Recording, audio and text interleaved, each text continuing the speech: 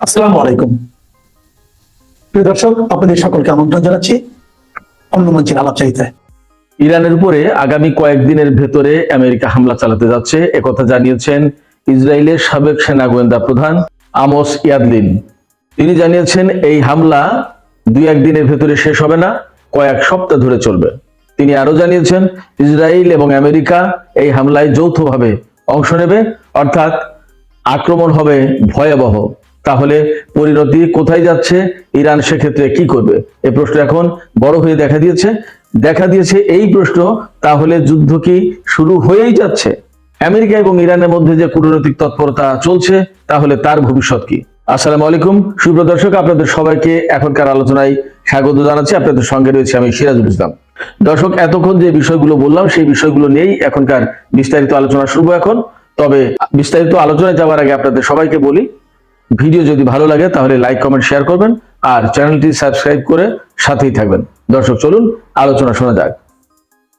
ইসরায়েলের একটি গুরুত্বপূর্ণ ইংরেজি দৈনিক পত্রিকা হচ্ছে Times of Israel. Times of ইসরায়েলে একটি রিপোর্টে বলা হয়েছে, আমি একটু আগেই দেখলাম, যে ইসরায়েলের সাবেক গোয়েন্দা প্রধান, সেনা গোয়েন্দা প্রধান আমোস ইয়াদলিন, তিনি বলেছেন যে আমেরিকা ইরানের উপরে হামলা চালাতে যাচ্ছে এবং সেই হামলা আগামী কয়েকদিনের ভেতরে হবে, একেবারে ইমিনিয়েন্ট, অর্থাৎ আসন্ন।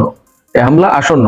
তিনি একেবারে সুস্পষ্টভাবে বলেছেন যে হামলার সম্ভাবনা বা আশঙ্কা যাই বলি, এটা শতকরা 90%। তিনি একথাও বলেছেন যে গত সপ্তাহে আমি জার্মানির মিউনিক শহরে গিয়েছিলাম ইন্টারন্যাশনাল সিকিউরিটি কনফারেন্স, অর্থাৎ আন্তর্জাতিক নিরাপত্তা সম্মেলনে যোগ দিতে, কিন্তু এ সপ্তাহের শেষের দিকে আমি দেশের বাইরে অর্থাৎ ইসরায়েলের বাইরে যেতে দুইবার ভাববো। তার মানে তিনি যে কথা বলছেন বা ইঙ্গিত দিচ্ছেন, তাতে বোঝা যায় যে আগামী শনি রবি যে কোনো দিন আমেরিকা হামলা চালাতে পারে। আমোস ইয়াদলিন একেবারে সুস্পষ্টভাবে ক্যাটাগরিক্যালি বলেছেন যে এই হামলায় ইসরায়েল অংশ নেবে এবং আমেরিকা, অর্থাৎ দুই বন্ধু বা মিত্র দেশ মিলে ইরানের বিরুদ্ধে ভয়াবহ হামলা চালাবে। আমোস ইয়াদলিন আরো বলেছেন যে এই হামলা কিন্তু দুই একদিনের ভিতরে শেষ হবে না, এটা হবে গত জুন মাসে যে যুদ্ধ হয়েছিল তার চেয়ে অনেক ভয়াবহ, বেশি বৃহৎ, বিস্তৃত এবং বেশি সময় ধরে চলবে। অর্থাৎ তার কথা থেকে বোঝা যায় যে আমেরিকা এবং ইসরায়েল ইরানকে একেবারে পঙ্গু করে ফেলার জন্য হামলাটা শুরু করবে। আমোস ইয়াদলিন যে তথ্য দিচ্ছেন, সে তথ্যকে যদি আমরা সঠিক বা সত্য বলে ধরি, তাহলে ইরানের পক্ষ থেকেও কিন্তু পাল্টা ব্যবস্থা নেওয়ার কথা, সে প্রশ্ন আসবে, সে আলোচনায় যাব। তার আগে আরেকটু কথা বলে আসি যে ইসরায়েল কেন এতে জড়াবে। আসলে ব্যাপারটা হয়েছে কি, মার্কিন প্রেসিডেন্ট ডোনাল্ড ট্রাম্প ইরানের উপরে এত যে চাপ সৃষ্টি করেছেন, তার প্রথম দিকে কথা ছিল ইরানের ভেতরে যে সরকার বিরোধী বিক্ষোভ হচ্ছে, তাতে যে সমস্ত লোকজন মারা গেছে, তাদের উপর হত্যাকাণ্ড বন্ধ করতে হবে, তাদের অধিকার দিতে হবে, ইত্যাদি ইত্যাদি। প্রথম দিকে বলছিল যে তারা ইরানের সরকার পাল্টে ফেলবে, ইত্যাদি ইত্যাদি। এখন যুক্ত করেছে কি, খেয়াল করুন, ইরানের ক্ষেপণাস্ত্র কর্মসূচি বন্ধ করতে হবে, ইরানের হাতে যে সমস্ত ক্ষেপণাস্ত্র আছে তার পাল্লা একেবারে 300 কিলোমিটারের নিচে নামিয়ে আনতে হবে। তার মানে যে সমস্ত দূরপাল্লার ক্ষেপণাস্ত্র আছে নিশ্চয়ই সেগুলো ধ্বংস করতে হবে। এরপরে ইরানের পরমাণু কর্মসূচি একেবারে কমপ্লিটলি শাটডাউন করতে হবে, no enrichment, no uranium enrichment, কোন রকমের কোনো কিছু থাকবে না। আরো দাবির কথা আমি এর আগে আপনাদের সামনে তুলে ধরেছি। তার ভেতরে চীনে বেশি তেল বিক্রি করা যাবে না, মহাকাশ গবেষণা প্রজেক্ট, বিশেষ করে স্যাটেলাইট পাঠানোর যে প্রজেক্ট ইরানের হাতে আছে, এগুলো বন্ধ করতে হবে। এখন এগুলো মোটা দাবিতে পরিণত হয়েছে, এর সাথে ইসরায়েল যুক্ত হয়ে গেছে। ইসরায়েলের সমস্যাটা কি? বিশেষজ্ঞরা বলছেন আমেরিকা এবং ইসরায়েলের এই যে দাবি, এই সমস্ত দাবির পেছনের মূল কারণ হচ্ছে যে তারা ইরানের সরকার পরিবর্তন যেমন করতে চায়, তেমনি ইরানের যে শাসন ব্যবস্থা সেটার পরিবর্তন ঘটাতে চায়।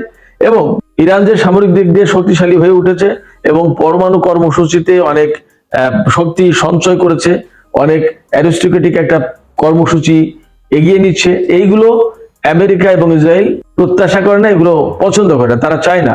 কারণ এইগুলো থাকলেই, ইরানের হাতে পরমাণু কর্মসূচি থাকলেই ইরান যে কোনো সময় পরমাণু বোমা বানিয়ে ফেলতে পারে, যদি না বানিয়ে থাকে। ইরানের হাতে যদি দূরপাল্লার ক্ষেপণাস্ত্র থাকে বা এরকম শক্তিশালী ক্ষেপণাস্ত্র থাকে, ইরানের হাইপারসনিক ক্ষেপণাস্ত্র নিয়ে খুবই টেনশনে আমেরিকা এবং ইসরায়েল। তো এগুলো যদি না থাকে তাহলে কিন্তু ইরান দুর্বল হয়ে যায়। বিশেষজ্ঞরা বলছেন যে এই সমস্ত কারণে আমেরিকা এবং ইসরায়েল চাই ইরানকে দুর্বল করে ফেলতে এবং ইরানের হাতের যত সামরিক সক্ষমতা আছে, যত শক্তি আছে, এইগুলো ধ্বংস করে দিতে। এখন ইরান কি করবে এখানে, সেই প্রশ্নই বড় হয়ে দাঁড়িয়েছে। আমরা দেখেছি যে ওমান এবং জেনেভায় আলোচনা চলছিল, দুই আলোচনার পরে ইরান বলেছে যে আলোচনা ভালো হয়েছে। এবং আজকে একটা খবর আমরা পাচ্ছিলাম যে আমেরিকা এবং ইসরায়েল দুই পক্ষ একটা ইঙ্গিত দিচ্ছে যে হয়তো একটা চুক্তি হলেও হতে পারে। কিন্তু মোটা থেকে বড় বড় মত ভিন্নতা, মত পার্থক্য এগুলো তো থেকে গেছে। তারপরেও এরকম একটা আশার কথা বলা হচ্ছিল যে হয়তো দুই পক্ষ একটা চুক্তিতে পৌঁছাতে পারে। ইরান কিছুটা নমনীয় হয়েছে, যেমন ইরানের হাতে যে এনরিচড ইউরেনিয়াম আছে, সমৃদ্ধ ইউরেনিয়াম, সেগুলো রাশিয়াতে পাঠাতে রাজি হয়েছে ইরান। তাহলে হয়তো একটা চুক্তি হতে পারে। কিন্তু এখন টাইমস অফ ইসরায়েলে যে খবর পাওয়া যাচ্ছে তা কিন্তু ভিন্ন।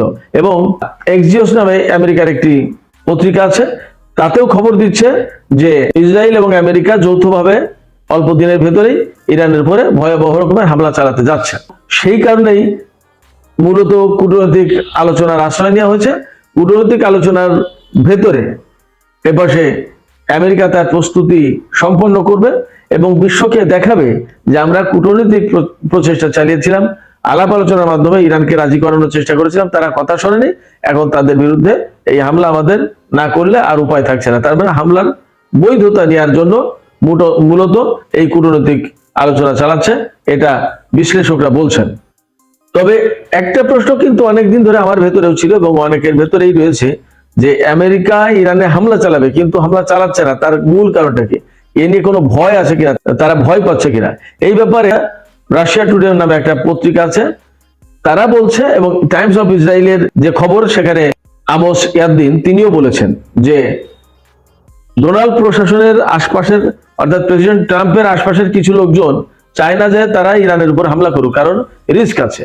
আবার রাশিয়া টুডেতেও যে প্রবন্ধ প্রকাশ হয়েছে তাতেও এই কথা উল্লেখ করা হয়েছে এবং তাতে আরো বেশ কয়েকটা কারণ উল্লেখ করা হয়েছে, যে কারণগুলো আমি গত কয়েকটা ভিডিওতে একের পর এক বলার চেষ্টা করেছি। সেই কারণগুলো হচ্ছে যে ইরান যেহেতু একটা প্রতিষ্ঠিত শক্তি, তার বিরুদ্ধে যদি আমেরিকা হামলা চালাতে যায় তাহলে মধ্যপ্রাচ্যে যত মার্কিন ঘাঁটি আছে, আমেরিকার সেনা, তারা সবাই ঝুঁকির মুখে পড়বে, এটা একটা কারণ। আরেকটা কারণ হচ্ছে যে হরমুজ প্রণালী দিয়ে যে প্রতিদিন বিশ্বের 1/5 বা 20% তেল রপ্তানি করা হয়, এই হরমুজ প্রণালী বন্ধ হয়ে যাবে, তাহলে সারা বিশ্ব অর্থনীতি ক্ষতিগ্রস্ত হবে, তেলের বাজার অস্থিতিশীল হয়ে উঠবে এবং এই যুদ্ধটা মূলত পাকিস্তান, উজবেকিস্তান পর্যন্ত ছড়িয়ে যেতে পারে, আরো পাশে লেবানন পর্যন্ত। সেক্ষেত্রে এই যুদ্ধ শুধুমাত্র আমেরিকা, ইসরায়েল এবং ইরানের ভেতরে সীমাবদ্ধ থাকবে না। আর ইরান তো বলেই রেখেছে যদি যুদ্ধ শুরু হয় তাহলে তারা ইসরায়েলে হামলা চালাবে। সেক্ষেত্রে একদম ক্লিয়ার যে যদি যুদ্ধ শুরু হয় তাহলে এই যুদ্ধ একেবারে ডেফিনেটলি আঞ্চলিক যুদ্ধের রূপ নেবে। এই বিষয়গুলো আমেরিকা বারবার ভাবতে বাধ্য হচ্ছে। তো এরপরেও এখন আমাদের কাছে প্রশ্ন আসছে যে তাহলে কি যুদ্ধ শুরু হতে যাচ্ছে? ইসরায়েলের সাবেক সেনা গোয়েন্দা প্রধান যে তথ্য দিচ্ছেন তাতে তেমনই মনে হয়, এবং আমার কাছে কেন যেন মনে হয় যে যুদ্ধের একটা আশঙ্কা অবশ্যই আছে, কারণ এখান থেকে কোনো চুক্তি না করে আমেরিকা সরতে পারবে না। কিন্তু ইরান আমেরিকার ইচ্ছা মতো কোনো চুক্তি করবে না। তাহলে পরিণতি কি? তাহলেই পরিণতি হচ্ছে আমার ধারণা বা বিশ্বাস যে যুদ্ধের আশঙ্কা রয়েছে, যুদ্ধ শুরু হয়ে যেতে পারে। আমি এই পর্যায়ে ছোট ছোট দুই একটা খবর উল্লেখ করে আজকের আলোচনা শেষ করব। প্রথম আলোচনা একটু বলি, আমি দুপুরের ভিডিওতে বলেছিলাম যে ইরান, রাশিয়া এবং চীন হরমুজ প্রণালীতে আজকে মহড়া শুরু করতে যাচ্ছে, কিন্তু সর্বশেষ যে তথ্য পাওয়া গেল, ইরানের গণমাধ্যম বিশেষ করে প্রেস টিভি খবর দিয়েছে যে আগামীকাল হরমুজ প্রণালীতে মহড়া শুরু হবে এবং সেই মহড়ায় অংশ নেবে ইরান এবং রাশিয়ার নৌবাহিনী। এরই মধ্যে এই মহড়ায় অংশ নেওয়ার জন্য রাশিয়ার একটি হেলিকপ্টারবাহী জাহাজ এসে পৌঁছেছে বন্দর আব্বাসে। বন্দর আব্বাস হচ্ছে একেবারে হরমুজ প্রণালীর কাছে ইরানের একটি বন্দর। এখানে আরেকটা খবর হচ্ছে যে ইরানের প্রেসিডেন্ট মাসুদ পেজেশকিয়ান বলেছেন যে রাশিয়ার সাথে যে কৌশলগত চুক্তি সই হয়েছে এটা ইরান একেবারে পরিপূর্ণভাবে বাস্তবায়ন করবে। রাশিয়ার জ্বালানি মন্ত্রীর নেতৃত্বে একটা প্রতিনিধি দল এই মুহূর্তে ইরান সফর করছে। সেই প্রতিনিধি দলের সাথে আলোচনার সময় ইরানের প্রেসিডেন্ট এই কৌশলগত চুক্তি পরিপূর্ণভাবে বাস্তবায়নের কথা তুলে ধরেন। তিনি বলেন যে এই চুক্তি এটা কোনো সাধারণ চুক্তি না, এটা বিরাট এবং বিস্তৃত একটা চুক্তি, পূর্ণাঙ্গ চুক্তি।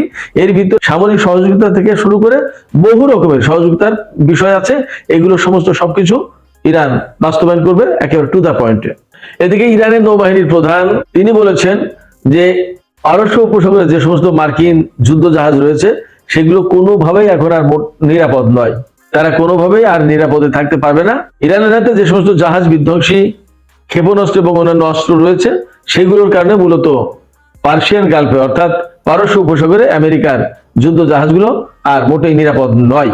তার মানে দাঁড়াচ্ছে যে ইরানের পক্ষ থেকে আমেরিকাকে আবারও হুমকি দেওয়া হলো, যুদ্ধ যদি শুরু করো তাহলে তোমাদের জাহাজগুলো কিন্তু এখানে ডুবিয়ে দেওয়া হবে বা ধ্বংস করা হবে। তো সুপ্রিয় দর্শক, এখনকার আলোচনা এখানে শেষ করব। যাবার আগে একটা প্রশ্ন রাখতে চাই আপনাদের কাছে। ইসরায়েলের সাবেক সেনা গোয়েন্দা প্রধান যে তথ্য দিলেন, আপনাদের কি মনে হয় সেই তথ্য সঠিক? যদি মনে হয় তাহলে যুদ্ধ শুরু হয়ে যেতে পারে। সেক্ষেত্রে মধ্যপ্রাচ্যের পরিস্থিতি কি হতে যাচ্ছে বলে আপনারা মনে করেন? সুপ্রিয় দর্শক, আলোচনা এখানেই শেষ করব। ভিডিও ভালো লাগলে আপনারা লাইক কমেন্ট শেয়ার করবেন।